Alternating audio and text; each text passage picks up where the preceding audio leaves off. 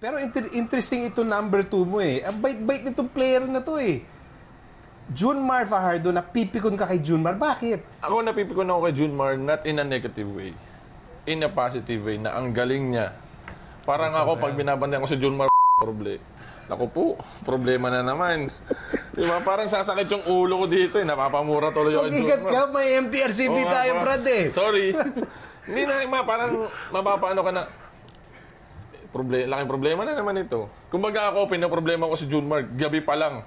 And it's not because, linawin natin sa fans, it's not because he's not a dirty player. No, hindi. He's not an annoying player. Hindi ka niya, naniniko ba si Junmar? I mean, totoo lang. No. Mararamdaman mo siya kapag yung naglalaro siya. And it's normal. It's normal. Hindi siya nananakit. Hindi siya nananakit. Masasaktan ka dahil... He knows how to use his body kasi. So, yun talaga. Ganun kakalaki, ganun kakagaling. No. Parang, it's impossible na hindi mo siya i-hate eh. Kasi 5-time MVP. Tapos sobrang galing pa niya. Tapos bata pa. Parang ang dami niya pa magagawa. So hate, hindi dahil masamang tao siya, may ugali siya. Hate dahil sobrang galing na talaga. Sobrang galing. And then, kayong dalawa nagkakaintindihan dahil kayong bumabantay sa kanya. Oo naman.